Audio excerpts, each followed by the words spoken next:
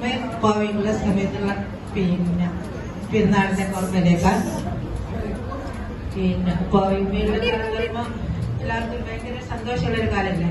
അതുപോലെ തന്നെ ആയിരിക്കും പിന്നെ ഉമ്മ പെരുന്നാളിലാടുമ്പോ പിന്നെ നേരത്തെ എല്ലാ കാര്യങ്ങളെല്ലാം വിളിച്ച് എല്ലാം റെഡിയാക്കി വെക്കും. അതുപോലെ തന്നെ ഉപ്പാവി മാസം കാണാൻ 29 മാസം കാണാൻ നോക്കി നിൽക്കുമല്ലോ. ആ സമയത്ത് തന്നെ ഉപ്പാവ പിന്നെ അരിയെല്ലാം കൊടുക്കേണ്ടതെല്ലാം റെഡിയാക്കി വെച്ച് എല്ലാം ഓരോരോ പേക്കാക്കി വെക്കും.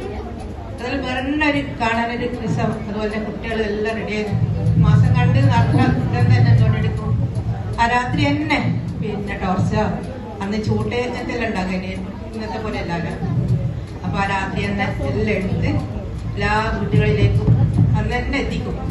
മാസം കണ്ട് നടന്നോടെ തന്നെ. അല്ലെങ്കിൽ 30 നോമ്പുതെങ്കിൽ ആ 30ന്റെ അന്ന് കസറിലേക്ക് അവിടെ തന്നെ പിന്നെ എല്ലാം വീട്ടിലേക്ക് എത്തിക്കും. അതുപോലെ തന്നെ പിന്നെ ഒരു കാര്യം എന്ന് വെച്ചാല് പെരുന്നാളിന്റെ അന്ന് മാസം കണ്ട് തന്നാല് എന്റെ ഒരു ആങ്ങളുണ്ടായിരുന്നു കോഴിക്കോട് വർക്ക് ചെയ്യുന്നത്. അപ്പൊ ആ ആങ്ങള് അന്ന് രാത്രി എത്തും മാസം കണ്ട് എന്ന് പറഞ്ഞാല്. അപ്പൊ അന്ന് പറഞ്ഞാല് പിന്നെ ഈ കുട്ടികൾക്കെല്ലാം സക്കാത്തിന്റെ പൈസ ഉണ്ടാവും. പൈസ എന്ന് വെച്ചാല് പിന്നെ നല്ല കൊള്ളിനോട്ട് നോട്ടായിരിക്കും ഉണ്ടാകാനും. അപ്പൊ കുട്ടികൾക്കെല്ലാം ഭയങ്കര സന്തോഷമായിരിക്കും. ഇന്നത്തെ പോലെ അല്ല. ഈ കൊള്ളി നോട്ടും കൂടി കിട്ടുമ്പോ അപ്പൊ അത് രാവിലെ ഉമ്മലെടുത്ത് കൊടുത്തിട്ട് കുട്ടികൾക്കെല്ലാം അപ്പൊ കുട്ടികളെന്ന് വെച്ചാൽ രാവിലത്തെ നിസ്കാരം കഴിഞ്ഞ് നാസ്തക്ക് എല്ലാവർക്കും ഉമ്മാന്റെ അടുത്ത് എത്തും. പിന്നെ നിസ്കാരം കഴിഞ്ഞ ഉടൻ തന്നെ എല്ലാ മക്കളും ഉമ്മാരെടുത്തിട്ട് നാസ്ത കഴിക്കാം. ആ രാവിലെ എന്ന് വെച്ചാൽ ശരിക്കൊരു പെരുന്നാളിന് അനുഭൂതി നമുക്ക് ഉണ്ടാവും. അല്ലെങ്കിൽ എല്ലാ മക്കളും 7 മക്കളാണ്. ആ 7 മക്കളും എല്ലാം കൂടി പിന്നെ മക്കളുണ്ടാവില്ല. മക്കളെല്ലാം വെച്ചാൽ എന്റെ നാട്ടിലല്ലേ ഉണ്ടാകുക. അപ്പൊ ആ മക്കളെ ഉണ്ടാകല്. അപ്പൊ ആ മക്കളെല്ലാം നാസ്തലും കഴിഞ്ഞ് ഈ പൈസയെല്ലാം വാങ്ങി സന്തോഷത്തോടെ തിരിച്ചു പോവാ.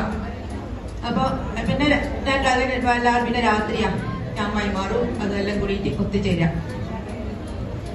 അങ്ങനെ നിൽക്കുമ്പോ എനിക്ക് ഏറ്റവും മിസ്സായ ഒരു പെരുന്നാളിന് 3 വർഷം മുമ്പ് പിന്നെ എന്റെ ഹസ്ബൻഡിന് ആക്സിഡന്റ് ആയിരുന്നു.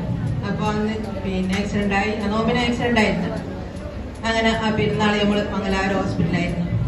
അപ്പൊ മംഗലാപുരത്ത് നിന്നെല്ലാം കേൾക്കുമ്പോൾ നമുക്ക് പിന്നെ ആ പെരുന്നാള് ഭയങ്കരമായി രാവിലെ മിസ്സാവുമല്ലോ. ഒന്നും ഉണ്ടാവില്ലല്ലോ, സംസ്കാരം ഉണ്ടാവില്ല, പിന്നെ ഒരു പെരുന്നാളിനൊന്നും ഉണ്ടാവില്ലല്ലോ. എന്നാലും തിരില ആ പെരുന്നാളിന്റെ അന്ന് ഉച്ചക്കേക്ക് എന്റെ മോന്റെ ഒരു ഫ്രണ്ട് ഉണ്ടായിരുന്നു എന്റെ അടുത്ത് തന്നെ മംഗലാപുരത്ത്. ആ മോന്റെ വീട്ടിൽ നിന്നാണ് നല്ല ബിരിയാണിയും ചിക്കൻ പൊരിച്ചതും പിന്നെ ഫ്രൂട്ട് സാലഡും എല്ലാ പെരുന്നാളിന്റെ എല്ലാ കോളും കാണാൻ പിന്നെ ഞങ്ങൾക്ക് കൊണ്ട് തരുന്നു. എന്റെ മോന്റെ ഫ്രണ്ടിന്റെ അയ്യുമ്മ പിന്നെ അതുപോലെ തന്നെ നോമ്പ് തുറക്കാനും പറഞ്ഞ പോലെ കൂടെ തന്നിന്. അതുപോലെ പെരുന്നാളിന് പ്രത്യേകിച്ചും പിന്നെ നമുക്ക് ആ ബിരിയാണിയോ അതെല്ലാം കൂടെ തന്ന ഭയങ്കര ഒരു സന്തോഷമായി പോയി. അയ്യമ്മക്ക് എന്തായാലും ആരോഗ്യം നൽകട്ടെ.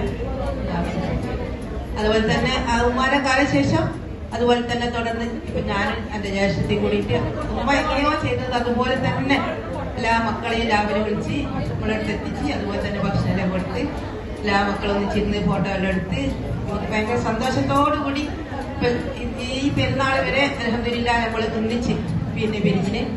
അതുപോലെ തന്നെ എന്നും ഈ പെരുന്നാളിൽ തന്നെ കഴിഞ്ഞുകൂടാൻ അല്ലാഹ് ആഫിയത്ത് നൽകട്ടെ. ആമീൻ.